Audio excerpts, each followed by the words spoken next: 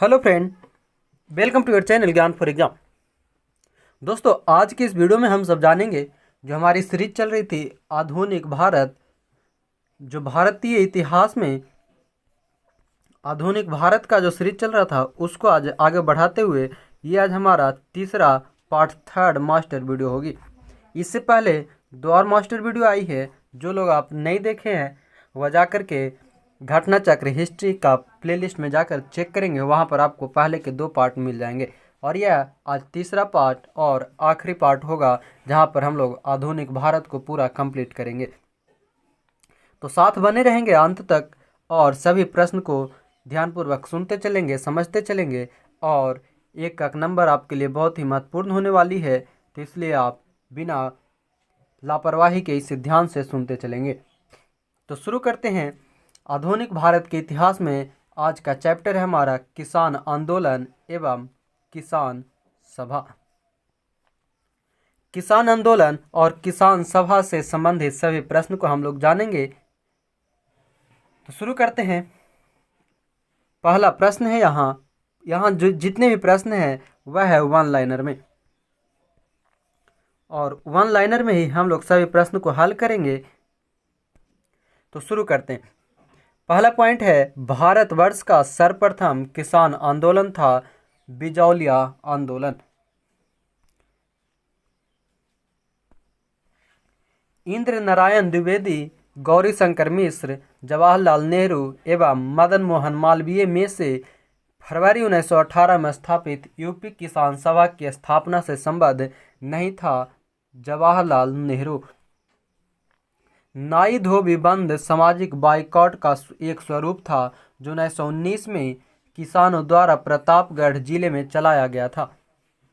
वह प्रदेश जहां बाबा रामचंद्र ने किसानों को संगठित किया अवध क्षेत्र कहलाता है। 1930 के दशक में देश के विभिन्न भागों के भिन्न भिन्न नेताओं द्वारा किसान आंदोलन चलाए गए थे। उनके प्रभाव क्षेत्रों से सही सुमेलित है।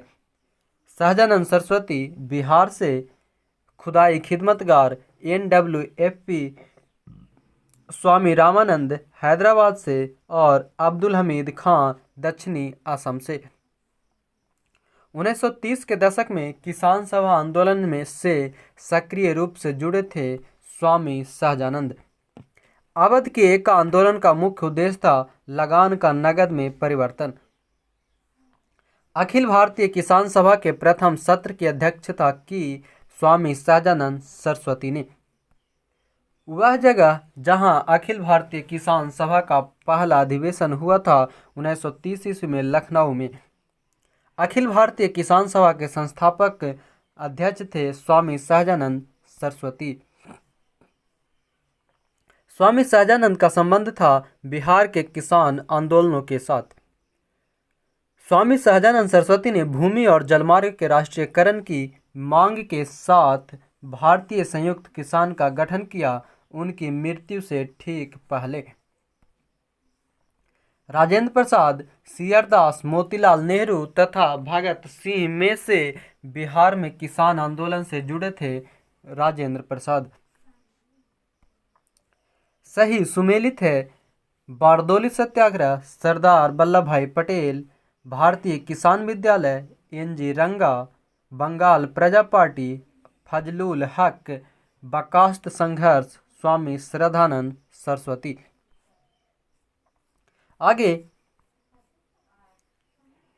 बंगाल में तिभागा किसान आंदोलन की मांग थी जमींदारों की हिस्सेदारी को फसल के आधे भाग से कम करके 1/3 करना। बारदोली सत्याग्रह का नेतृत्व सरदार वल्लभ भाई पटेल ने किया था और यह हुई थी 1928 ईस्वी में। महात्मा गांधी ने वल्लभ भाई पटेल को सरदार की उपाधि उनकी बड़ी संगठन क्षमता के कारण बारदोली सत्याग्रह में दिया था। भूदान आंदोलन प्रारंभ किया था विनोबा भावे ने। आचार्य विनोबा भावे के भूदान आंदोलन के प्रारंभ में संबद्ध स्थान था पोचमपल्ली। भूदान आंदोलन सर्वप्रथम प्रारंभ हुआ था आंध्र प्रदेश राज्य में। अब अगला चैप्टर है ट्रेड यूनियन एवं साम्यवादी दल। इसे आगे बढ़ने से पहले जो लोग अभी हमारे चैनल को सब्सक्राइब नहीं किए हैं वो चैनल को सब्सक्राइब कर लें, साथ ही बेल आइकन को ऑन कर लें ताकि आगे की सभी वीडियोज की अपडेट मिलता रहे। साथ ही एक बार वीडियो को लाइक शेयर कमेंट्स ज़रूर कर दें ताकि मैं आगे पढ़ाता रहूं और मोटिवेशन मेरा बना रहे। ट्रेड यूनियन एवं साम्यवादी दल से पहला प्रश्न है, भारत में 1918 में प्रथम मजदूर संघ की स्थापना बीपी बाडिया ने किया। अहमदाबाद टेक्सटाइल लेबर एसोसिएशन की स्थापना महात्मा गांधी ने की। अखिल भारतीय ट्रेड यूनियन कांग्रेस के 1920 में बम्बई में हुए प्रथम अधिवेशन की अध्यक्षता लाला लाजपत राय ने की। 1929 में नागपुर में संपन्न all India trade union Congress की अध्यक्षता जवाहरलाल नेहरू ने किया था। कम्युनिस्ट इंटरनेशनल का सदस्य बनने वाला पहला भारतीय था एम.एन. रॉय। अक्टूबर 1920 में भारतीय कम्युनिस्ट पार्टी की स्थापना के लिए ताशकंद में एकत्र हुए भारतीयों के समूह के मुखिया थे एम.एन. रॉय। कानपुर षड्यंत्र मुकदमा जिस आंदोलन के नेताओं के विरुद्ध था वह था साम्यवादी आंदोलन। ट्रेड यूनियन आंदोलन के क्रांतिकारी चरण का समय था 1926 से 1939 के बीच में। 1940 में रेडिकल डेमोक्रेटिक पार्टी का गठन किया एम.एन. रॉय ने। सौमेंद्रनाथ टैगोर द्वारा स्थापित दल का नाम है क्रांतिकारी साम्यवादी दल। अगला चैप्टर है रॉलेट एक्ट और जलियांवाला बाग हत्याकांड 1919। भारतीय स्वतंत्रता संग्राम के दौरान रॉलेट एक्ट ने जिस कारण से सार्वजनिक रोष उत्पन्न किया वह है इसने लोगों के बिना मुकदमा चलाए जेल भेजने के लिए अधिकृत किया गया। आगे रॉलेट एक्ट लाने का प्रयोजन था राष्ट्रीय एवं क्रांतिकारी गतिविधियों पर रोक लगाना। रॉलेट एक्ट भारत में लागू किया गया था वर्ष 1919 में। रॉलेट एक्ट का लक्ष्य था बिना मुकदमा चलाए बंदी बनाना और मुकदमों की सुनवाई संक्षिप्त प्रक्रिया द्वारा करना। रॉलेट एक्ट के संदर्भ में सही कथन है रॉलेट अधिनियम सेडिशन कमेटी की सिफारिश पर आधारित था। रॉलेट सत्याग्रह में गांधी जी ने होम रूल लीग का उपयोग करने का प्रयास किया। जब रॉलेट एक्ट पारित हुआ था उस समय भारत का वायसराय था लॉर्ड चेम्सफोर्ड। रॉलेट एक्ट का भारतीय राष्ट्रीय कांग्रेस ने विरोध किया क्योंकि इसका लक्ष्य था व्यक्तिगत स्वतंत्रता को सीमित करना। अखिल भारतीय राजनीति में गांधी का पहला साहसिक कदम था रॉलेट सत्याग्रह। रॉलेट एक्ट के विरोध में लगान न देने का आंदोलन चलाने का सुझाव दिया था स्वामी श्रद्धानंद ने। The anarchical and revolutionary crime act 1919 को सामान्य बोलचाल में कहा जाता है रॉलेट एक्ट, यानी कि जो रॉलेट एक्ट का मुख्य नाम है वह है the anarchical and revolutionary crime act 1919। वह महत्वपूर्ण घटना जो जलियांवाला बाग नरसंहार के तुरंत पूर्व घटी थी रॉलेट एक्ट का बनना।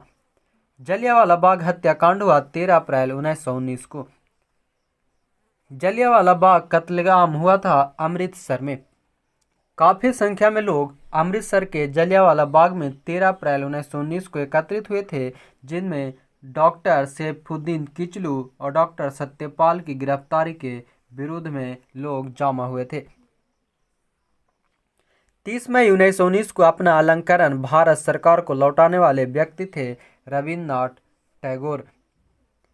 वह जिसके विरोध में रविन्द्रनाथ टैगोर ने अपनी नाइटहुड का परित्याग किया वह था जलियांवाला बाग नरसंहार के। जलियांवाला बाग हत्याकांड के विरोध में वायसराय की कार्यकारिणी परिषद की सदस्यता से इस्तीफा दे दिया था शंकरन नायर ने। जलियांवाला बाग नरसंहार, डॉक्टर सत्यपाल का बंदी बनाया जाना तथा वर्ष 1919 का अमृतसर कांग्रेस का अधिवेशन घटनाओं का सही क्रम है। पहले डॉक्टर सत्यपाल का बंदी बनाया जाना, फिर जलियांवाला बाग नरसंहार, उसके बाद 1919 का अमृतसर कांग्रेस का अधिवेशन। हंटर आयोग की नियुक्ति की गई थी जलियांवाला बाग हत्याकांड के बाद। जनरल डायर का नाम जुड़ा था जलियांवाला बाग की घटना से। जलियांवाला बाग हत्याकांड के लिए जिम्मेदार ओ डायर को मार डाला था उधम सिंह ने। जलियांवाला बाग नरसंहार पर कांग्रेस जांच समिति की रिपोर्ट के प्रारूप लिखने का कार्य सौंपा गया था महात्मा गांधी को। कांग्रेस जांच समिति की रिपोर्ट के प्रारूप को तैयार किया था महात्मा गांधी की अध्यक्षता में। वर्ष 1919 में जघन्य जलियांवाला बाग कांड के समय भारत का वायसराय था लॉर्ड चेम्सफोर्ड। वह घटना जिसे मोंटेग्यू ने निवारक हत्या के नाम से विशेषीकृत किया जलियांवाला बाग नरसंहार को। वह एक्ट जिसके कारण सार्वजनिक रोष की लहर उभरी, फलस्वरूप जलियांवाला बाग में ब्रिटिश द्वारा जनसंहार की घटना घटी, द रॉलेट एक्ट। अगला चैप्टर है खिलाफत आंदोलन। खिलाफत आंदोलन का पहला प्रश्न है, खिलाफत आंदोलन का प्रारंभ किया था शौकत अली और मोहम्मद अली ने। खिलाफत आंदोलन के प्रमुख नेताओं में से थे मौलाना मोहम्मद अली और शौकत अली। खिलाफत आंदोलन के मुख्य उद्देश्य थे भारत के मुसलमानों में ब्रिटिश विरोधी भावना उत्पन्न करना तथा ऑटोमन साम्राज्य की रक्षा और खिलाफत का रक्षण करना। वर्ष 1919 में अखिल भारतीय खिलाफत सम्मेलन का अध्यक्ष चुना गया महात्मा गांधी को। महात्मा गांधी ने खिलाफत आंदोलन का समर्थन किया। गांधी जी ने अंग्रेजों के खिलाफ अपने आंदोलन में भारतीय मुसलमानों का सहयोग प्राप्त करना चाहा था। वह जिसने खिलाफत आंदोलन को हिंदुओं और मुसलमानों की एकता के एक ऐसे अवसर के रूप में देखा जो 100 वर्षों से भी पुनः प्रस्तुत नहीं होगा, महात्मा गांधी ने। खिलाफत आंदोलन के दौरान हाजी उल मुल्क की पदवी त्याग दी थी हकीम अजमल खान ने। हाजी उल मुल्क की पदवी त्यागी थी। वह जिसने गांधी जी को सावधान किया था कि मुस्लिम धार्मिक नेताओं और उनके अनुयायियों के कट्टरपन को प्रोत्साहित न करें, मोहम्मद अली जिन्ना ने। मोहम्मद अली, शौकत अली, अबुल कलाम आज़ाद तथा M.A. जिन्ना में से महात्मा गांधी की खिलाफत आंदोलन में भागीदारी की भर्त्सना की थी M.A. जिन्ना ने। खिलाफत आंदोलन का परिणाम था हिंदू मुस्लिम मतभेदों में कमी आई। वह व्यक्ति जिसने 4 अप्रैल 1919 को दिल्ली की जामा मस्जिद के प्रवचन मंच से हिंदू मुस्लिम एकता पर भाषण दिया, स्वामी श्रद्धानंद। स्वामी श्रद्धानंद जी ने 4 अप्रैल 1919 को दिल्ली के जामा मस्जिद से भाषण दिया था हिंदू मुस्लिम एकता पर। आगे कांग्रेस के खिलाफत आंदोलन का समर्थन किया, मुख्यतः खलीफा की पुनः स्थापना के लिए और मुसलमानों की सहानुभूति प्राप्त करने के लिए। जवाहरलाल नेहरू, मदन मोहन मालवीय, मोहम्मद अली तथा स्वामी श्रद्धानंद में से खिलाफत आंदोलन का समर्थन नहीं किया था वह था मदन मोहन मालवीय। वर्ष 1920 की खिलाफत कमेटी की सभा जिसने गांधी को असहयोग आंदोलन के नेतृत्व को संभालने का अनुरोध किया तथा वह हुई भी इलाहाबाद में। इस मिसाल में हम मुसलमानों को हिंदुओं से भिड़ा नहीं पाए, एंचिसन के इस कथन का संबंध है जिस घटना से वह है खिलाफत और असहयोग आंदोलन 1919 से 1922 के बीच में। जो एंचिसन जो अंग्रेज था उसने कहा था इस मिसाल में हम मुसलमानों को हिंदुओं से भिड़ा नहीं पाए, यानी झगड़ा नहीं करा पाए। वर्ष 1921 का मोपला आंदोलन शाखा थी खिलाफत आंदोलन की। अगला चैप्टर है असहयोग आंदोलन। असहयोग आंदोलन से वर्ष 1920 के नागपुर के भारतीय राष्ट्रीय कांग्रेस के अधिवेशन में असहयोग के प्रस्ताव को प्रस्तावित किया था C.R. दास ने। भारतीय राष्ट्रीय कांग्रेस ने पहला असहयोग आंदोलन शुरू किया था 1920 ईस्वी में। महात्मा गांधी द्वारा चलाया गया प्रथम जन आंदोलन था असहयोग आंदोलन। एक वर्ष में स्वराज का नारा गांधी जी ने दिया असहयोग आंदोलन के समय। असहयोग आंदोलन के संबंध में सही है, इस आंदोलन की अवधि वर्ष 1920 से 22 तक थी। एक वर्ष के भीतर स्वराज की प्राप्ति इसका लक्ष्य था। इसने बहिष्कार की योजना अपनाई थी। यानी कि जो असहयोग आंदोलन था वह 1920 से 1922 के बीच में चला और इसका एक लक्ष्य था स्वराज की प्राप्ति और इसने बहिष्कार योजना को चलाया था। असहयोग आंदोलन से कांग्रेस सर्वप्रथम जन आंदोलन बनी। हिंदू मुस्लिम एकता में वृद्धि हुई। जनता के मन में ब्रिटिश शक्ति का भय हट गया। ब्रिटिश सरकार ने महात्मा गांधी को जो उपाधि दी थी और जिसे उन्होंने असहयोग आंदोलन में वापस कर दिया था वह है केसरे हिंद की। महात्मा गांधी मदन मोहन मालवीय, तेज बहादुर सप्रू तथा चित्तरंजन दास में से असहयोग आंदोलन के दौरान अपनी वकालत छोड़ दी थी चित्तरंजन दास ने। बाल गंगाधर तिलक, लाला लाजपत राय, मोतीलाल नेहरू तथा चित्तरंजन दास में से वह नेता जिसने असहयोग आंदोलन को समर्थन दिया परंतु इसके परिणाम नहीं देख सके, बाल गंगाधर तिलक। राहुल सांकृत्यायन ने 1920 के असहयोग आंदोलन में सक्रिय थे छपरा से। चौरी चौरा कांड की वास्तविक तिथि थी 5 फरवरी 1922। चौरी चौरा स्थित है गोरखपुर जनपद में। गांधी जी ने असहयोग आंदोलन वापस लिया था चौरी चौरा कांड के कारण। नॉन कोऑपरेशन मूवमेंट जो असहयोग आंदोलन थी यह वापस हुई थी चौरी चौरा कांड के बाद। महात्मा गांधी ने असहयोग आंदोलन को अपनी हिमालय जैसी भूल बताई थी चौरी चौरा घटना के बाद। चौरी चौरा की घटना के समय महात्मा गांधी थे बारदोली में। असहयोग आंदोलन 1920 में प्रारंभ हुआ था और समाप्त हुई 1922 में। दिल्ली में 24 फरवरी 1922 को आयोजित अखिल भारतीय कांग्रेस समिति की बैठक में असहयोग आंदोलन वापस लेने के लिए गांधी जी के विरुद्ध निंदा प्रस्ताव प्रस्तुत किया था डॉक्टर मुंजे ने। निंदा प्रस्ताव को प्रस्तुत किया था असहयोग आंदोलन वापस लेने के लिए डॉक्टर मुंजे ने। असहयोग आंदोलन के स्थगन संबंधी घटनाओं का सही कालक्रम है। चौरी चौरा में पुलिस गोलीकांड, उग्र भीड़ द्वारा पुलिस थाना को जलाना, गांधी जी द्वारा आंदोलन का स्थगन, फिर गांधी जी की गिरफ्तारी। घटनाओं का सही कालक्रम है चौरी चौरा कांड, बारदोली प्रस्ताव, तब असहयोग आंदोलन का स्थगन। 1923 से 28 के काल में भारतीय राजनीति में क्रांतिकारी कार्यविधियों की पुनरावृत्ति का कारण था गांधी जी द्वारा असहयोग आंदोलन का स्थगन। वह जिसने असहयोग आंदोलन के दौरान विदेशी वस्त्रों के जलाए जाने पर महात्मा गांधी को लिखा है कि यह निष्ठुर बर्बादी है, रविन्द्रनाथ टैगोर ने। काशी विद्यापीठ, गुजरात विद्यापीठ, जामिया मिलिया तथा काशी हिंदू विश्वविद्यालय संस्थाओं में से असहयोग आंदोलन के दौरान स्थापित की गई। काशी विद्यापीठ, गुजरात विद्यापीठ और जामिया मिलिया। 1921-22 के असहयोग आंदोलन का मुख्य प्रतिफल था हिंदू मुस्लिम एकता। सही सुमेलित है 1885 में भारतीय राष्ट्रीय कांग्रेस की स्थापना, 1905 में बंगाल विभाजन, 1909 में पार्लियामेंट सुधार, 1930 में सविनय अवज्ञा आंदोलन।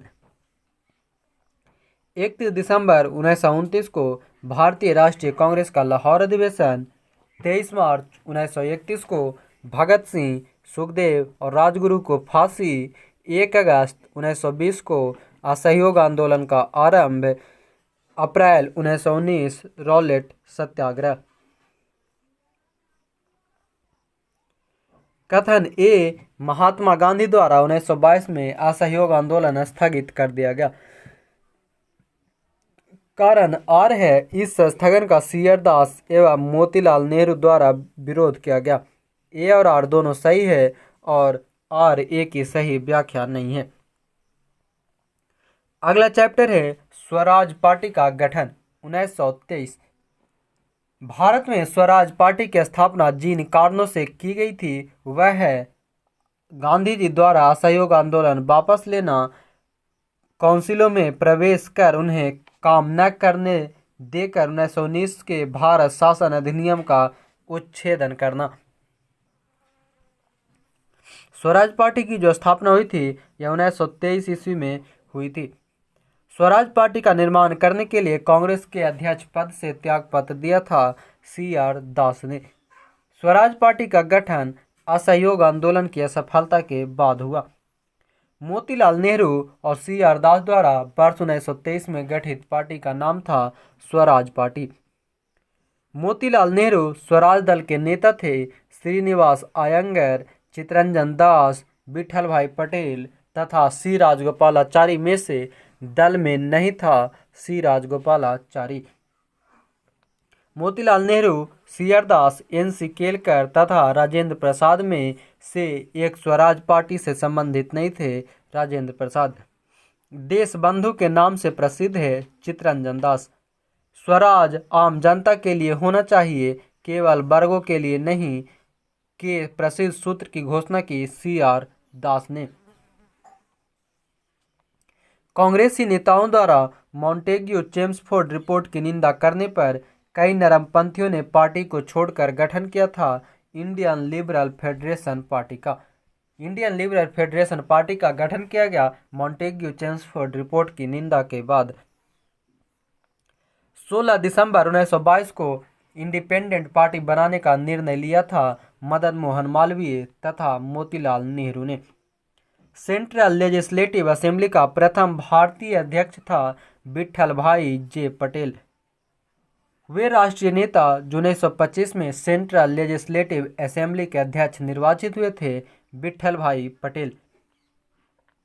आगे है Simon commission 1927। Simon commission Bharat आया था 1928 में। साइमन कमीशन के आने के विरुद्ध भारतीय जन आंदोलन हुआ क्योंकि साइमन कमीशन में कोई भी भारतीय सदस्य नहीं था। यहाँ पर जो 1927 है, साइमन कमीशन की गठन हुई थी 1927 में और भारत आया था 1928 ईस्वी में। साइमन आयोग नियुक्त किया गया था 1927 में। 1928 में साइमन कमीशन भारत में जिस उद्देश्य से आया वह है प्रशासनिक सुधार पर विचार के लिए। साइमन कमीशन वह सदस्य जो उदारवादी दल का था सर जॉन साइमन, जिसके सुझावों पर भारतीयों को साइमन कमीशन से बाहर रखा गया, वह है लॉर्ड इरविन के सुझाव पर। कथन ए है कांग्रेस ने साइमन आयोग का बहिष्कार किया था और साइमन आयोग में एक भी भारतीय नहीं थे। ए और आर दोनों सही है और आर सही व्याख्या है ए का। साइमन कमीशन के संबंध में सही है उसकी नियुक्ति 1919 एक्ट के क्रियान्वयन की पूछताछ के लिए की गई थी। उसके अध्यक्ष सर जॉन साइमन थे। उसने संघीय प्रकार की सरकार के लिए संस्तुति की थी। भारतीय नेताओं ने उसका विरोध किया था।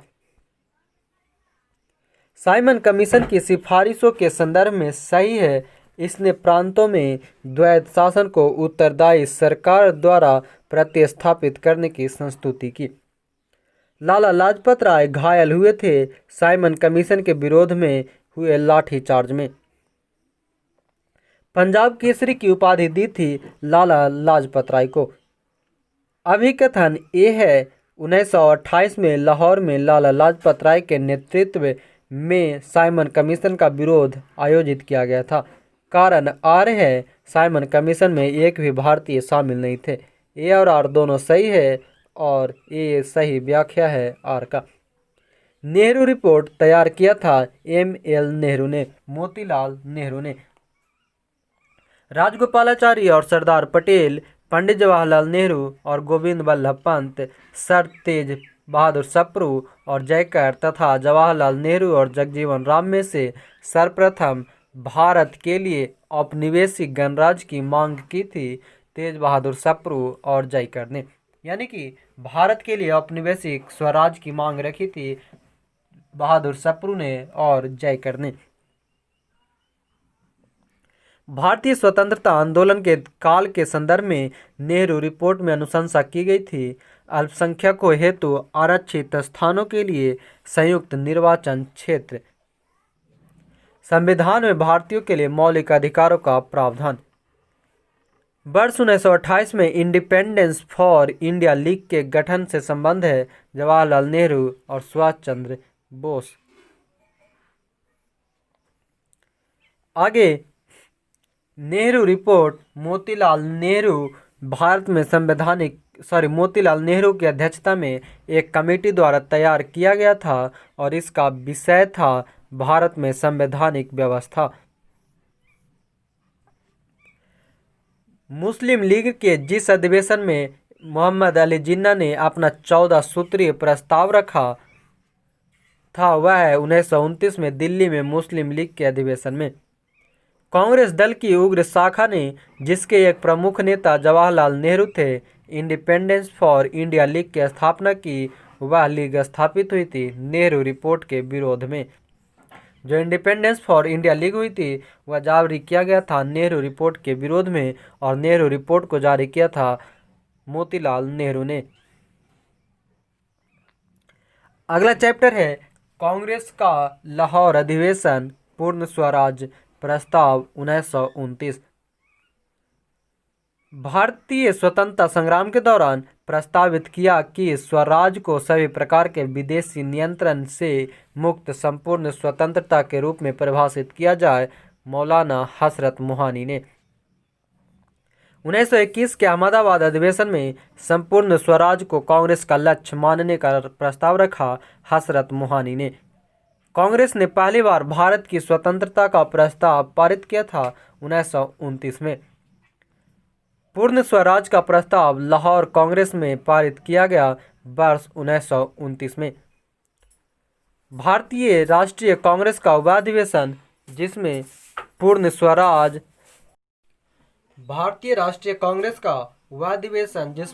स्वराज का प्रस्ताव पारित हुआ था की अध्यक्षता की थी जवाहरलाल नेहरू ने। कांग्रेस के 1929 के लाहौर अधिवेशन में कांग्रेस का लक्ष्य पूर्ण स्वराज घोषित किया जवाहरलाल नेहरू ने। 31 दिसंबर 1929 को अर्धरात्रि में भारतीय राष्ट्र ध्वज को फहराया था जवाहरलाल नेहरू ने। 31 दिसंबर 1929 को स्वतंत्रता का नवग्रहित तिरंगा पहली बार फहराया गया 31 दिसंबर 1929 को। भारतीय राष्ट्रीय कांग्रेस का हुआ अधिवेशन जिसकी अध्यक्षता जवाहरलाल नेहरू ने सर्वप्रथम की थी लाहौर अधिवेशन 1929 में। भारतीय राष्ट्रीय कांग्रेस का लाहौर अधिवेशन इतिहास में इसलिए प्रसिद्ध है क्योंकि कांग्रेस ने पूर्ण स्वराज की मांग का संकल्प पारित किया। 1929 में कांग्रेस के लाहौर अधिवेशन में पारित संकल्प में शामिल था भारत की विदेश नीति की घोषणा, पूर्ण स्वराज के लक्ष्य की घोषणा, सविनय अवज्ञा आंदोलन प्रारंभ करने की तैयारी। पूर्ण स्वराज संकल्प को भारतीय राष्ट्रीय कांग्रेस के लाहौर अधिवेशन में प्रस्तुत किया था जवाहरलाल नेहरू ने। अब अगला चैप्टर है सविनय अवज्ञा आंदोलन। पहला पॉइंट, कार्यकारी कमेटी को सविनय अवज्ञा आंदोलन प्रारंभ करने का अधिकार दिया गया लाहौर सत्र में। गांधी जी ने दांडी मार्च प्रारंभ किया था 12 मार्च 1930 को। गांधी जी ने दांडी यात्रा प्रारंभ की थी साबरमती से। वह प्रांत जिसके सत्याग्रहों की संख्या महात्मा गांधी के दांडी कूच में सर्वाधिक थी, गुजरात। असहयोग आंदोलन, नमक सत्याग्रह, बारदोली कूच तथा भारत छोड़ो आंदोलन में से महिलाओं की भागीदारी सर्वाधिक मानी जाती है नमक सत्याग्रह में। दांडी मार्च शुरू किया गया था नमक कानून तोड़ने हेतु। दांडी मार्च, भारत छोड़ो आंदोलन, साइमन कमीशन का आगमन तथा गांधी इरविन समझौतों में से सबसे पहले घटित घटना है साइमन कमीशन का आगमन, जो कि 1928 में आई थी। कथन ये है महात्मा गांधी द्वारा नमक आंदोलन वर्ष 1930 में चलाया गया और कारण है महात्मा गांधी का उद्देश्य था कि गरीबों को नमक मुफ्त उपलब्ध हो। इसमें कथन ए सही है और आर गलत है। शक्ति के विरुद्ध अधिकार की इस लड़ाई में मैं विश्व की सहानुभूति चाहता हूँ, यह कथन है गांधी की दांडी यात्रा से संबंधित। महात्मा गांधी की दांडी यात्रा के विषय में सत्य है, यह पूर्णतः एक पैदल यात्रा थी। साबरमती आश्रम से आरंभ होकर इसका समापन दांडी में हुआ। साबरमती आश्रम से शुरू समूची यात्रा 24 दिनों में पूरी हुई थी। आगे, नमक सत्याग्रह के समय गांधी जी के गिरफ्तार हो जाने के बाद आंदोलन के नेता के रूप में उनका स्थान लिया अब्बास तैयब जी। महात्मा गांधी धरसना नामक गोदाम पर कांग्रेस कार्यकर्ताओं के धावे के समय थे यरबदा जेल में। वह आंदोलन जिसमें भाग लेने के लिए आचार्य विनोबा भावे प्रथम बार गिरफ्तार हुए थे, सबने अवज्ञा आंदोलन। गांधी जी ने जिस विदेशी पत्रकार को दांडी मार्च के समय अपने साबरमती आश्रम में ठहराया वह था बेब मिलर। अप्रैल 1930 में नमक कानून तोड़ने के लिए तंजौर तट पर एक अभियान संगठित किया था सी राजगोपालाचारी ने। भारतीय स्वाधीनता संघर्ष के दौरान रेड शटर्स के नाम से भी पहचाने जाने वाले खुदाई खिदमतगारों ने आह्वान किया पठान क्षेत्रीय राष्ट्रवादी एकता का और उपनिवेशवाद के विरुद्ध संघर्ष का। आगे, लाल कुर्ती दल संगठित किया था अंग्रेजों को निकालने के लिए। गढ़वाल रेजिमेंट के सैनिकों ने प्रदर्शनकारियों पर गोली चलाने से इनकार कर दिया था। सबने अवज्ञा आंदोलन के दौरान। लाल कुर्ती आंदोलन के नेता थे खान अब्दुल गफ्फार खान। सन 1930 में अंग्रेज सरकार के विरुद्ध प्रसिद्ध पेशावर कांड का नायक था वीर चंद्र गढ़वाली। पेशावर जो कांड हुई थी 1930 में, इसके संस्थापक थे वीर चंद्र गढ़वाली। जिया तरंग आंदोलन प्रारंभ हुआ था मणिपुर में। बेगूसराय के चौकीदारी टैक्स के विरुद्ध आंदोलन एक हिस्सा था सबने अवज्ञा आंदोलन का। सबने अवज्ञा आंदोलन सिविल डिसोबिडियंस मूवमेंट की असफलता के बाद गांधी जी ने महत्व दिया रचनात्मक कार्यक्रम को। प्रभावती देवी स्वतंत्रता संग्राम के सेनानी थी पटना की। आगे, गांधी इरविन समझौता। गांधी इरविन समझौता मुख्य रूप से गोलमेज सम्मेलन में कांग्रेस की भागीदारी सहज करने के लिए हुई थी। 5 मार्च 1931 को गांधी इरविन समझौता हुई। वह आंदोलन जिसका स्थगन गांधी इरविन समझौते में किया जाना प्रस्तावित था सबने अवज्ञा आंदोलन का। गांधी इरविन समझौते के हस्ताक्षरित होने से महत्वपूर्ण भूमिका निभाई तेज बहादुर सप्रू ने। इरविन तथा गांधी को दो महात्मा कहा था सरोजनी नायडू ने। गांधी इरविन समझौते में महात्मा गांधी के लाभ को सांत्वना पुरस्कार कहा था एलन कैंपबेल जॉनसन ने।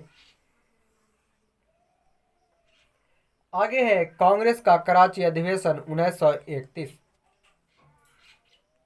भारतीय राष्ट्रीय कांग्रेस के कराची अधिवेशन का सभापतित्व किया था वल्लभ भाई पटेल ने।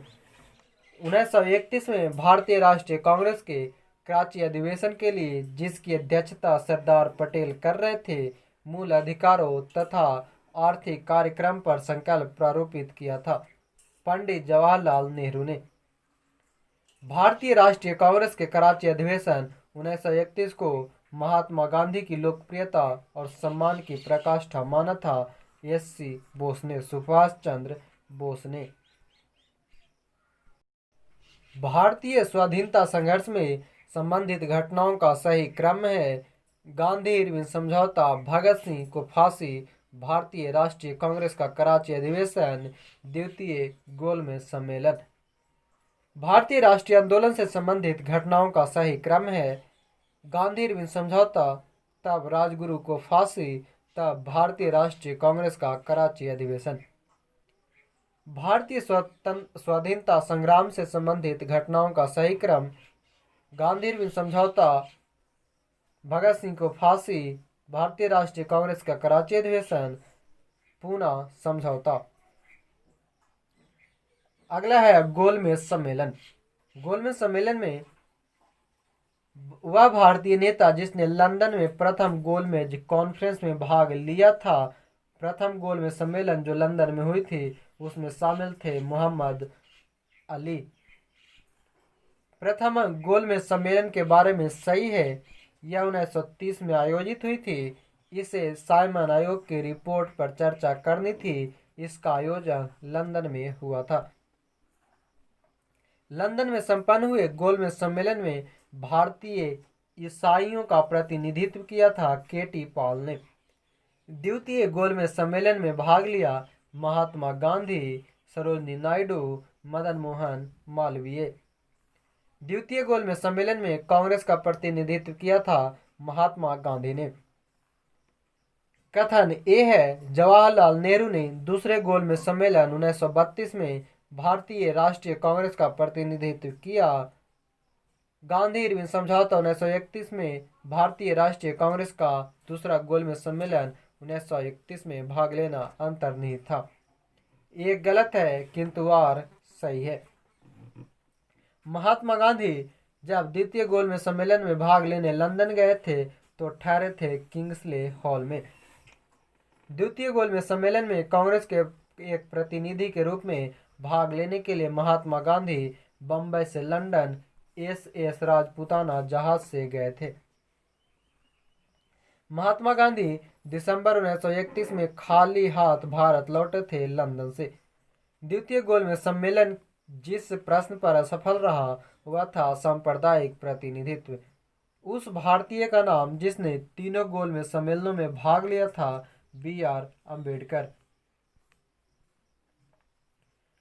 1930 से 32 की अवधि में भारत और ब्रिटेन के राजनेताओं की लंदन में हुई बैठकों का प्रायः प्रथम, द्वितीय और तृतीय गोलमेज सम्मेलन के रूप में उल्लेख किया जाता है।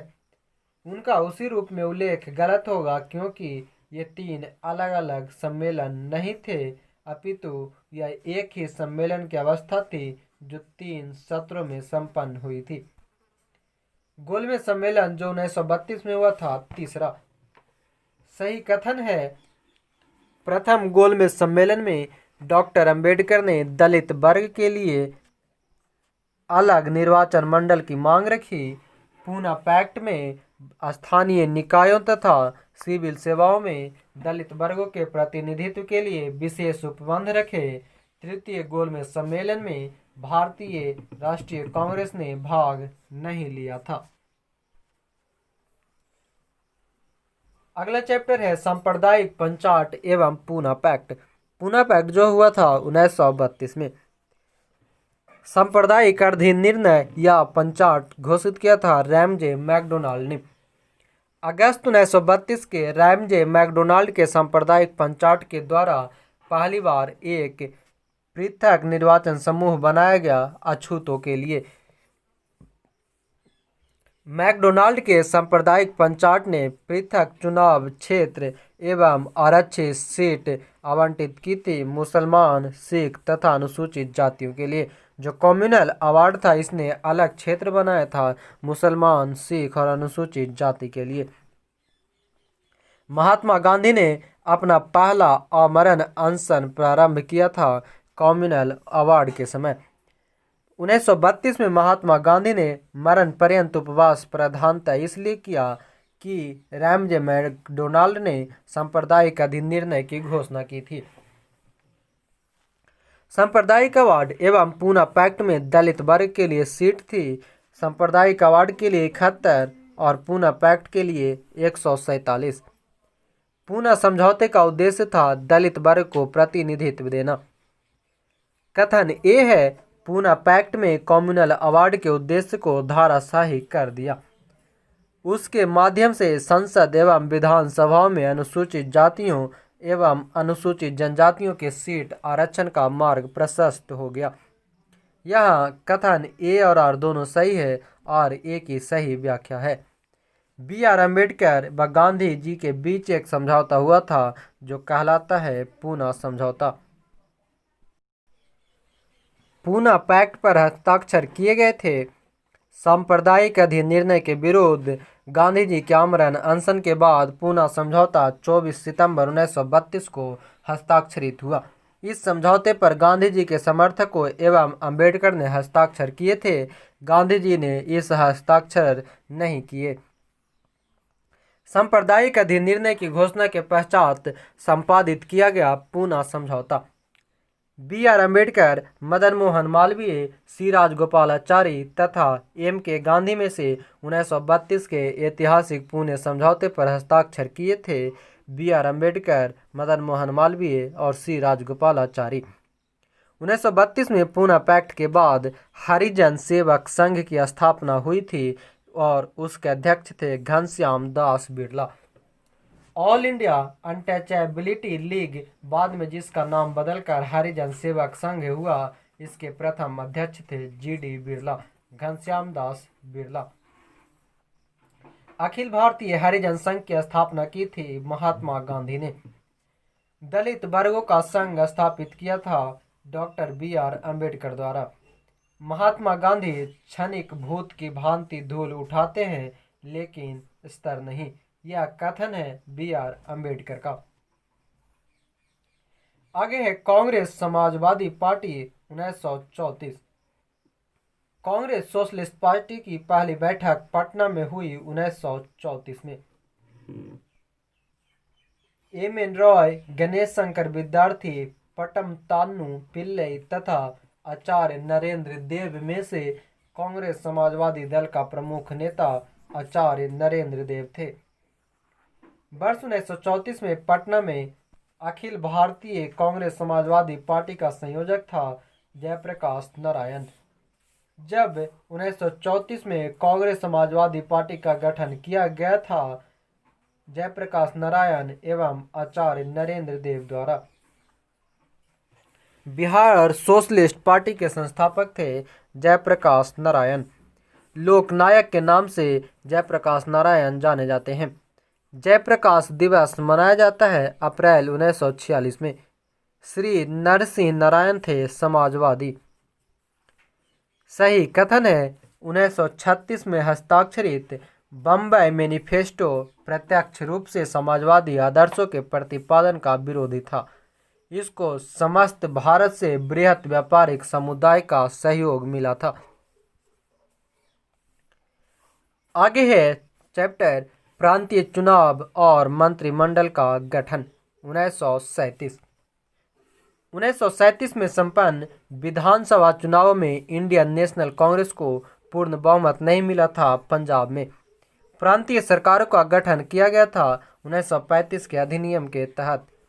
1935 के अधिनियम के तहत कराए गए विधानसभा चुनावों में मद्रास, बिहार, उड़ीसा एवं बंगाल राज्य में कांग्रेस ने पूर्ण बहुमत नहीं प्राप्त किया तो बंगाल में, बम्बई, उड़ीसा, असम, बिहार में से वह प्रांत जहां 1937 के आम चुनाव में भारतीय राष्ट्रीय कांग्रेस को पूर्ण बहुमत प्राप्त नहीं हुआ था, असम में। यहाँ ध्यान देंगे 1937 का जो आम चुनाव हुआ था उसमें असम में उसको पूर्ण बहुमत नहीं मिली और 1935 के जो था यहाँ ऑप्शन के हिसाब से बंगाल में भी नहीं मिला था, बंगाल और असम में। 1937 के चुनाव में कांग्रेस द्वारा बहुमत प्राप्त प्रांतों की संख्या 5 है। 1937 में भारतीय राष्ट्रीय कांग्रेस का मंत्रिमंडल बना मध्य प्रांत ओडिशा में, वह प्रांत जहां 1937 के आम चुनाव के बाद भारतीय राष्ट्रीय कांग्रेस ने अपनी सरकार बनाई, बिहार, मद्रास और ओडिशा में। बिहार, मद्रास, उड़ीसा, पंजाब में से वह प्रदेश जिसमें 1935 के अधिनियम के अंतर्गत कांग्रेस के मंत्रिपरिषद का गठन नहीं हुआ था, पंजाब में। वर्ष 1937 के चुनाव में कांग्रेस का मंत्रिमंडल बना था 6 प्रांत में। 1935 के अधिनियम के उपरांत 1937 में हुए चुनाव में गठित कांग्रेस मंत्रिमंडल का कार्यकाल था 28 माह। मुस्लिम लीग ने मुक्ति दिवस मनाया था 1939 में। कांग्रेस ने भुआ स्वामित्व को समाप्त करने की नीति अपनाई, कार्यकारिणी कमेटी 1937 में। 1937 के चुनाव के पश्चात यूपी में गठित मंत्रिमंडल में वित्त विभाग सौंपा गया था रफी अहमद किदवई को। कांग्रेस प्रशासित प्रदेशों में मुस्लिमों की शिकायतों से संबंधित रिपोर्टों का सही कालक्रम है। पीरपुर रिपोर्ट, शरीफ रिपोर्ट, मुस्लिम सफरिंग अंडर कांग्रेस रूल। अगला है कांग्रेस का त्रिपुरी संकट 1939। 1938 में भारतीय राष्ट्रीय कांग्रेस के अध्यक्ष निर्वाचित हुए सुभाष चंद्र बोस। भारतीय राष्ट्रीय कांग्रेस के हरिपुरा अधिवेशन की अध्यक्षता की थी सुभाष चंद्र बोस, जो कि 1938 में ही हुई थी। हरिपुरा, जहां भारतीय राष्ट्रीय कांग्रेस का वार्षिक अधिवेशन 1938 में सुभाष चंद्र बोस की अध्यक्षता में हुआ, वह स्थित है गुजरात में।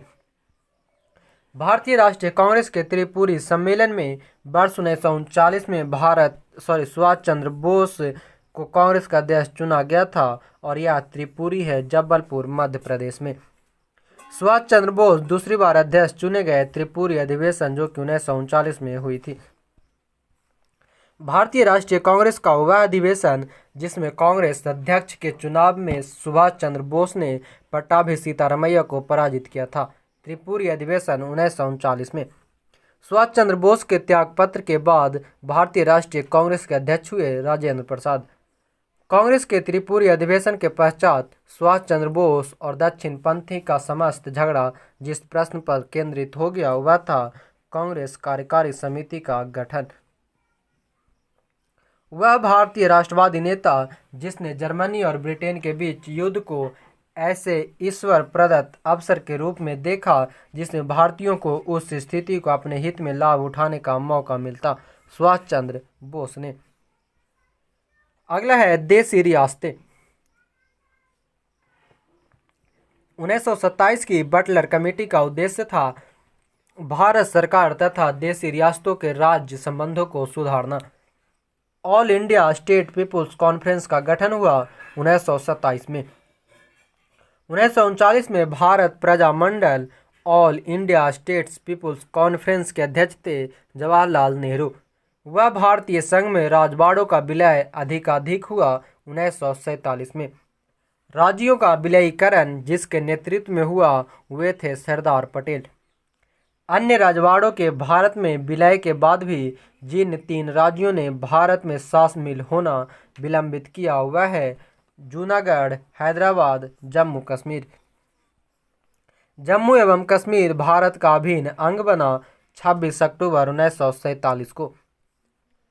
भारतवर्ष के विभाजन के समय ब्रिटिश भारत के पंजाब, असम, बंगाल तथा बिहार में से वह प्रांत जिसने एक संयुक्त एवं स्वतंत्र अस्तित्व के लिए योजना सामने रखी, पंजाब ने। देशी राज्यों में से यथावत समझौते का पक्षधर था हैदराबाद, स्टैंड स्टील समझौता। अगला है द्वितीय विश्व युद्ध, सेकेंड वर्ल्ड वॉर। द्वितीय विश्व युद्ध के संबंध में भारतीय राष्ट्रीय कांग्रेस की नीति थी पूर्ण स्वतंत्रता का आश्वासन मिलने पर ब्रिटेन को सहयोग। कथन है द्वितीय विश्व युद्ध में भारतीय राष्ट्रीय कांग्रेस ने अंग्रेजों को सहयोग प्रदान किया था। कारण है क्योंकि उन्हें पूर्ण स्वराज प्राप्त होने की आशा थी। कथन और कारण दोनों असत्य है। कथन है वर्ष 1939 में सभी प्रांतों में कांग्रेस मंत्रिमंडलों ने त्याग पत्र दे दिया। कारण कांग्रेस ने द्वितीय विश्व युद्ध के संदर्भ में वायसराय के जर्मनी के विरुद्ध हुए युद्ध घोषित कर देने के निर्णय को स्वीकार नहीं किया। ए और आर दोनों सही है और आर ए की सही व्याख्या है। द्वितीय महायुद्ध समाप्त हुआ था 1945 में। द्वितीय विश्व युद्ध के समय ब्रिटेन का प्रधानमंत्री था विंस्टन चर्चिल। आगे है पाकिस्तान की मांग। भारतीय मुसलमानों के पृथक राज्य के लिए पाकिस्तान शब्द का सबसे पहले प्रयोग किया था चौधरी रहमत अली व उनके मित्रों ने। मुसलमानों के लिए पृथक राष्ट्र का निर्विचार किया था सर मोहम्मद इकबाल ने। सर्वप्रथम भारत में एक पृथक मुस्लिम राज्य का प्रस्ताव रखा था मोहम्मद इकबाल। पाकिस्तान के अलग राज्य आंदोलन का नेतृत्व किया मोहम्मद अली जिन्ना। मोहम्मद अली जिन्ना को हिंदू मुस्लिम एकता का दूत कहा था सरोजनी नायडू ने। कथन नेहरू एक राष्ट्रभक्त है जबकि जिन्ना एक राजनीतिज्ञ, यह वक्तव्य किया था सर मोहम्मद इकबाल द्वारा। मोहम्मद अली जिन्ना के विषय में सही कथन है। वे दो राष्ट्र सिद्धांत के समर्थक थे। उन्होंने 1940 के मुस्लिम लीग के लाहौर के वार्षिक अधिवेशन की अध्यक्षता की थी। असहयोग आंदोलन में उन्होंने भाग नहीं लिया था। मुस्लिमों के लिए एक पृथक देश की प्रथम बार एक निश्चित अभिव्यक्ति हुई थी 1930 के मुस्लिम लीग के इलाहाबाद अधिवेशन के इकबाल के अध्यक्षीय भाषण में। मुस्लिम लीग द्वारा पाकिस्तान की स्थापना की मांग करने वाला प्रस्ताव पारित किया गया था वर्ष 1940 में। आगे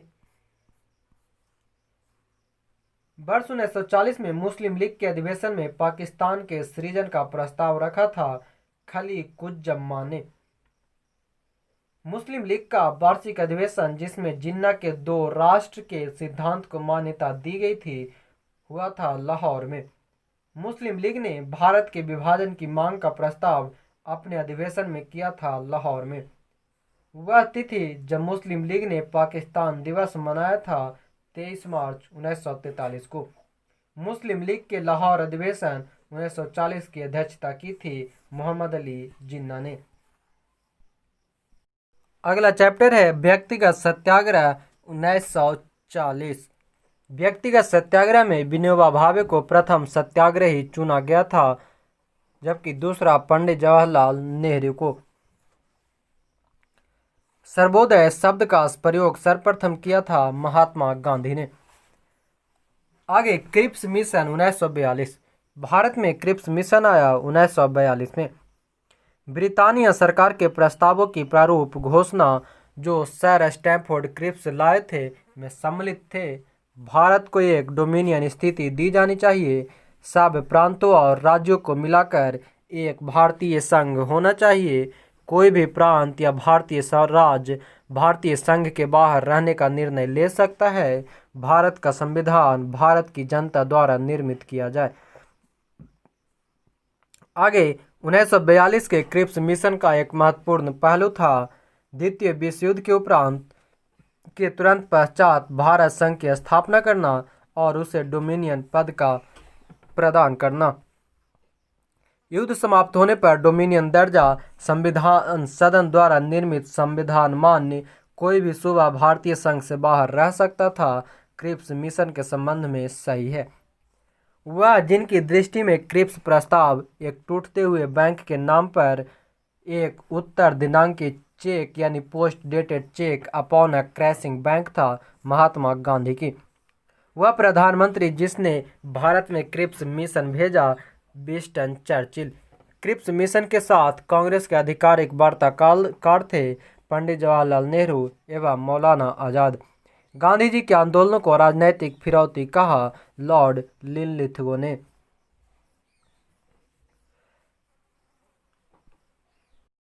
अगला है मोस्ट इंपॉर्टेंट चैप्टर भारत छोड़ो आंदोलन। पहला प्रश्न है 6 जुलाई 1942 को वर्धा में महात्मा गांधी ने कांग्रेस की कार्यकारी समिति में अपने भारत छोड़ो आंदोलन की चर्चा की। तब उस समिति के अध्यक्ष थे मौलाना अबुल कलाम आजाद। यह की गई थी 6 जुलाई 1942 को वर्धा अधिवेशन में। 14 जुलाई 1942 को कांग्रेस कार्य समिति द्वारा भारत छोड़ो आंदोलन को प्रस्ताव पारित किया गया वर्धा में। भारत छोड़ो आंदोलन के समय भारत का प्रधान सेनापति था लॉर्ड बेबेल। भारत छोड़ो आंदोलन प्रारंभ हुआ था 9 अगस्त 1942 को। भारत छोड़ो आंदोलन का प्रस्ताव बम्बई के जिस मैदान में पारित किया गया वह है ग्वालियर टैंक। भारत छोड़ो आंदोलन प्रारंभ करने के पूर्व दिन महात्मा गांधी ने राजसी रियासतों के राजाओं को अपनी जनता की प्रभुसत्ता स्वीकार करने को कहा। हम भारत को या तो आज़ाद करेंगे या आज़ादी के प्रयास में दिवंगत होंगे। यह कथन है भारत छोड़ो आंदोलन से। करो या मरो का नारा महात्मा गांधी ने करो मरो का संबंध है भारत छोड़ो आंदोलन से। बलदेव सहाय ने महाधिवक्ता के पद से त्यागपत्र दिया। 1942 में भारत छोड़ो आंदोलन प्रारंभ किया गया। क्रिप्स प्रस्ताव के प्रतिक्रिया में 1942 में भारत छोड़ो आंदोलन के संबंध में सत्य है यह आंदोलन स्वतः प्रवर्तित था, इसमें सामान्य श्रमिक वर्ग को आकर्षित नहीं किया था। भारत छोड़ो आंदोलन का नेतृत्व किया था महात्मा गांधी ने। Hindu Mahasabha, communist party of India, unionist party of Punjab में से भारत छोड़ो आंदोलन का समर्थन नहीं किया था उपयुक्त सभी पार्टियों ने, यानी कि Hindu Mahasabha, communist party of India तथा यूनियनिस्ट पार्टी ऑफ पंजाब में किसी ने भारत छोड़ो आंदोलन का समर्थन नहीं किया। 1942 में भारत छोड़ो प्रस्ताव का समर्थन किया था सरदार वल्लभ भाई पटेल ने, जबकि ए.के. आजाद, राजेंद्र प्रसाद और जवाहरलाल नेहरू ने नहीं किया था। 1942 में कांग्रेस के बम्बई अधिवेशन में भारत छोड़ो प्रस्ताव पारित किया जवाहरलाल नेहरू ने। भारत छोड़ो प्रस्ताव का लेख बनाया था महात्मा गांधी ने। जब भारतीय राष्ट्रीय कांग्रेस ने भारत छोड़ो आंदोलन प्रस्ताव पारित किया, कांग्रेस के अध्यक्ष थे मौलाना अबुल कलाम आजाद। भारतीय राष्ट्रीय कांग्रेस के लगातार 6 वर्षों तक के अध्यक्ष थे अबुल कलाम आजाद। भारत छोड़ो आंदोलन फल था क्रिप्स के प्रस्तावों के से भारतीयों के नैराश्य का भारत पर जापानी आक्रमण की धमकी का AICC द्वारा अगस्त 1942 में एक प्रस्ताव पारित करने का। भारत छोड़ो आंदोलन के समय कांग्रेस रेडियो का प्रसारण किया उषा मेहता ने। कांग्रेस रेडियो पर भारत छोड़ो आंदोलन की अवधि में नियमित रूप से कार्यक्रम प्रसारित करता था राम मनोहर लोहिया। भारत छोड़ो आंदोलन के समय इंग्लैंड के प्रधानमंत्री थे विंस्टन चर्चिल। अमेरिकी पत्रकार जो महात्मा गांधी के भारत छोड़ो आंदोलन के दौरान उनके साथ थे लुई फिशर। महात्मा गांधी का जीवनीकार लुई फिशर था एक अमेरिकी पत्रकार। भारत छोड़ो आंदोलन से उत्पन्न दंगे सबसे अधिक व्यापक रहे बिहार तथा संयुक्त प्रांत में।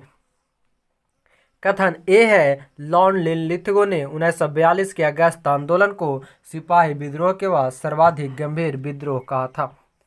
कुछ क्षेत्रों में किसान व्यापक जन आंदोलन में उठ खड़े हुए थे। ए तथा आर दोनों सही है तथा आर ए की सही व्याख्या है। डॉक्टर राजेंद्र प्रसाद को 9 अगस्त 1942 को गिरफ्तार करके भेजा गया बांकीपुर जेल में।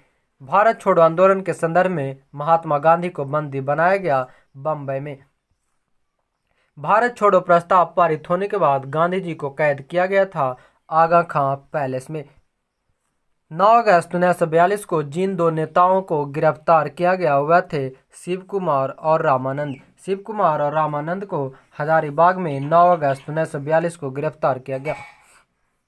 महात्मा गांधी तथा उनके सहयोगियों की 1942 में हुई धरपकड़ से बिहार में बहुत दंगे हुए। इसमें रेल सेवा पूर्ण रूप से ठप हो गई। इसमें अधिकतम प्रभावित जिला था मुंगेर। जयप्रकाश नारायण को राष्ट्रीय स्तर के नेता की पहचान मिली भारत छोड़ो आंदोलन के दौरान।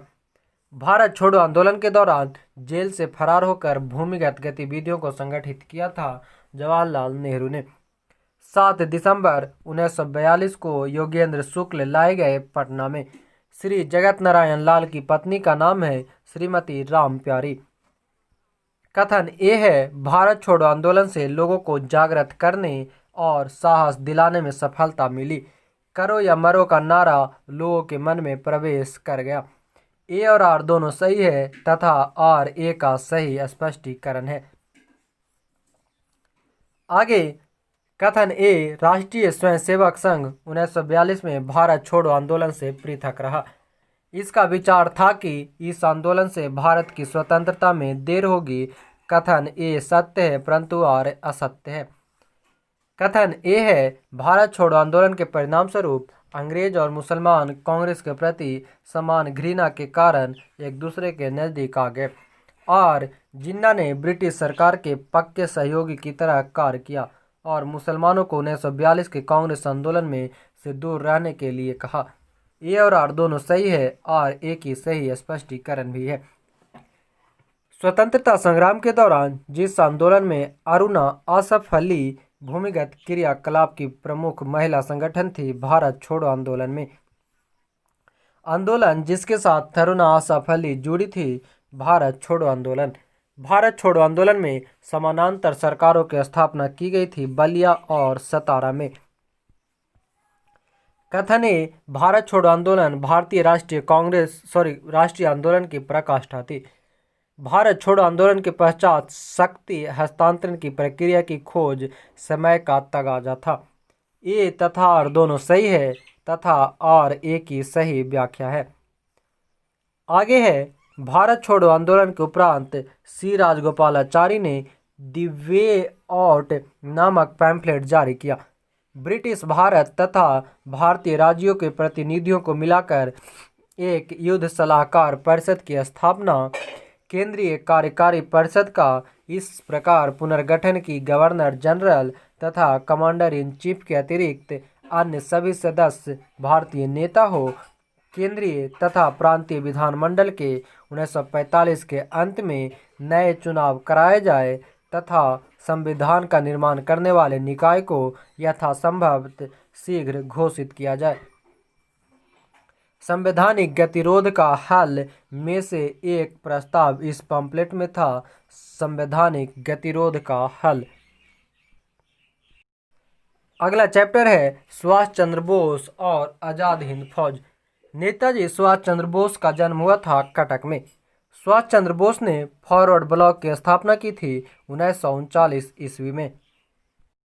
INA दिमाग की उपज थी और इसकी स्थापना की मोहन सिंह ने। INA मानसिक पुत्र था ज्ञानी प्रीतम सिंह तथा मेजर आईवाची फुजीवारा का। भारतीय राष्ट्रीय सेना INA की स्थापना हुई 1942 में। आज़ाद हिंद फौज के प्रथम सेनापति थे मोहन सिंह। सुभाष चंद्र बोस ने स्वतंत्र भारत की अंतरिम सरकार की स्थापना की घोषणा की थी 21 अक्टूबर 1943 को। 1943 में आज़ाद हिंद फौज अस्तित्व में आई तत्कालीन मलाया में।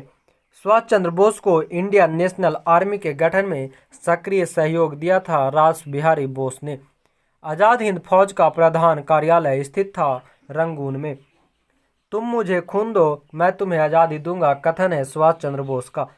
द फ्री इंडियन लीजन नामक सेना बनाई सुभाष चंद्र बोस ने। रानी लक्ष्मीबाई रेजिमेंट की स्थापना की सुभाष चंद्र बोस ने। सुभाष चंद्र बोस को देश नायक कहा था रविन्द्रनाथ टैगोर ने। जय हिंद का नारा दिया सुभाष चंद्र बोस ने। आज़ाद हिंद फौज दिवस मनाया जाता है 12 नवंबर 1945 को मनाया गया। आज़ाद हिंद फौज के सैनिक को 7 वर्ष के कारावास का दंड दिया था राशिद अली द्वारा। वह अधिकारी जिसने लाल किले पर चलाए गए मुकदमे का सामना नहीं किया वह है मोहन सिंह। जो आज़ाद हिंद फौज का अधिकारी जो था जिसने लाल किले पर चलाए गए मुकदमा का सामना नहीं किया वह थे मोहन सिंह। अन्य सभी गुरुदयाल सिंह, प्रेम सहगल और शाहनवाज थे। 1945 में आज़ाद हिंद फौज की ओर से लाल किले के मुकदमे में पैरवी कर रहे वकीलों की अध्यक्षता की भूला भाई देसाई ने। 1945 में आज़ाद हिंद फौज के लाल किले में दिल्ली के मुकदमे की पैरवी भूला भाई देसाई, पंडित जवाहरलाल नेहरू, सरदार वल्लभ भाई पटेल तथा डॉक्टर कैलाश तथा नारजू ने नहीं की थी। सरदार वल्लभ भाई पटेल ने। इलाहाबाद में संपन्न कांग्रेस कार्यकारिणी समिति की बैठक में भारत के नाजीवाद, फांसीवाद तथा साम्राज्यवाद विरोधी निश्चित रूप के कारण जापान के विरुद्ध गुरिल्ला युद्ध की अपनी योजना के पक्ष में बहुमत जुटाने में सक्षम हुए। जवाहरलाल नेहरू। अगला है कैबिनेट मिशन योजना 1946। कैबिनेट मिशन की अध्यक्षता सर पी लॉरेंस द्वारा की गई। द्वितीय विश्व युद्ध के बाद 1946 में भारत आया था कैबिनेट मिशन। भारत के लिए त्रिस्तरीय शासन व्यवस्था का प्रस्ताव किया था कैबिनेट मिशन ने। 1946 का कैबिनेट मिशन 3 कैबिनेट मंत्रियों से गठित था। Lord Pethick Lawrence, A.B. Alexander, Sir Stafford Cripps तथा लॉर्ड एमरी के सदस्य का नहीं था। जो लॉर्ड एमरी थे वो सदस्य नहीं थे, अन्य सभी थे। इसका प्रस्ताव मई में आया। इसमें अभी भी भारत को विभाजन मुक्त रखने की आकांक्षा थी जिसका ब्रिटिश प्रांतों से मिलकर बने एक संघीय राज्य का स्वरूप होना था। उपयुक्त उदाहरण का संबंध है कैबिनेट मिशन से। कैबिनेट मिशन योजना के विषय में प्रांतीय समूहीकरण भारतीय सदस्यों वाला अंतरिम मंत्रिमंडल पाकिस्तान की स्वीकृति तथा संविधान निर्माण का अधिकार में से सही नहीं है। पाकिस्तान की स्वीकृति वह जिसने वायसराय की एग्जीक्यूटिव काउंसिल के पुनर्गठन का सुझाव दिया, जिसने वॉर मेंबर सहित सभी विभाग भारतीय नेताओं द्वारा धारण किए जाने थे। कैबिनेट मिशन 1946 कैबिनेट मिशन के संदर्भ में सही है। इसने एक संघीय सरकार के लिए सिफारिश की। महात्मा गांधी, जवाहरलाल नेहरू, सरदार पटेल तथा मौलाना अबुल आज़ाद में से कांग्रेस का वह नेता जो कैबिनेट मिशन योजना के पक्ष में पूरी तरह से था, महात्मा गांधी।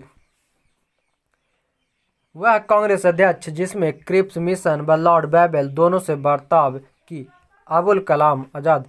कैबिनेट मिशन के भारत आगमन के समय भारतीय राष्ट्रीय कांग्रेस के अध्यक्ष थे मौलाना अबुल कलाम आज़ाद। अगला चैप्टर है संविधान सभा 1946। स्वतंत्र भारत के लिए संविधान की रचना हेतु संविधान सभा का विचार सर्वप्रथम प्रस्तुत किया था कांग्रेस पार्टी ने 1936 में। संविधान सभा जिसने भारतीय संविधान का निर्माण किया, वह गठन किया गया था कैबिनेट मिशन प्लान के अंतर्गत। कैबिनेट मिशन योजना के अंतर्गत संविधान निर्मात्री परिषद में प्रत्येक प्रांत को आवंटित सदस्य संख्या निर्धारित करने के लिए एक प्रतिनिधि जनसंख्या के अनुपात में था 10 लाख। संविधान सभा का पहला सत्र हुआ था 9 दिसंबर 1946 को। भारतीय संविधान सभा के अध्यक्ष थे डॉक्टर राजेंद्र प्रसाद। भारतीय उपनिवेश के लिए प्रभु सत्ता संपन्न संविधान सभा के प्रथम अध्यक्ष थे राजेंद्र प्रसाद। वर्ष 1946 में प्रांतीय सभाओं द्वारा भारत की संविधान सभा चुनी गई। जवाहरलाल नेहरू, M.A. जिन्ना और सरदार वल्लभ भाई पटेल भारत के संविधान सभा के सदस्य थे। भारत की संविधान सभा का प्रथम अधिवेशन जनवरी 1947 में हुआ। भारत का संविधान 26 जनवरी 1950 को अंगीकृत किया गया। में से ये सही जो है केवल एक सही था। सच्चिदानंद सिन्हा जुड़े थे भारत छोड़ो आंदोलन से, और यह संविधान सभा की जो 9 दिसंबर वाली जो अधिवेशन हुई थी उसमें पहला अस्थायी सदस्य भी थे, अध्यक्ष भी थे। ब्रिटिश युग की केंद्रीय लेजिस्लेटिव असेंबली तथा स्वतंत्र भारत की संसद में अध्यक्ष का पद संभाला जीवी मावलंकर ने। अगला चैप्टर है अंतरिम सरकार का गठन 1946। पंडित जवाहरलाल नेहरू के नेतृत्व में अंतरिम सरकार का गठन हुआ था सितंबर 1946 में। 1946 में बनी अंतरिम सरकार में डॉक्टर राजेंद्र प्रसाद के विभाग था खाद्य तथा कृषि। अंतरिम सरकार 1946 में रेल मंत्रालय आसफ अली देखते थे।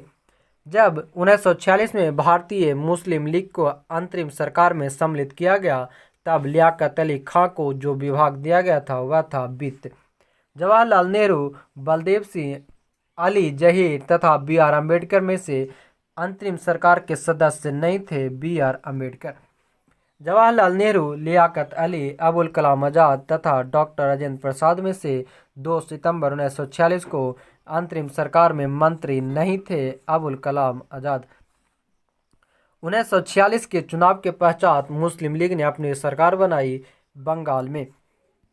मुस्लिम लीग ने सीधे कार्यवाही दिवस हेतु तिथि निश्चित की थी 16 अगस्त 1946 को। तो फ्रेंड्स, इस प्रकार आज इस वीडियो को यहीं पर समाप्त करते हैं। आगे के और भी पार्ट जल्द ही आएंगे। उम्मीद है आप लोगों को वीडियो पसंद आ रहे होंगे। जो लोग अभी तक हमारे चैनल को सब्सक्राइब नहीं किए हैं वो चैनल को सब्सक्राइब कर लें और बेल आइकन को ऑन कर लेंगे, जिससे आने वाले सभी वीडियोज के अपडेट समय पे मिलता रहे। साथ ही जाते जाते वीडियो को लाइक, शेयर, कमेंट्स जरूर कर दें। PDF के लिए डिस्क्रिप्शन में दिए गए लिंक से आप PDF को डाउनलोड कर लेंगे और वहां पर दी गई ग्रुप्स को ज्वाइन कर लेंगे, जहां पर डेली आपको अपडेट्स दी जाती है और डेली क्यूज कराई जाती है। इसी के साथ जय हिंद, धन्यवाद।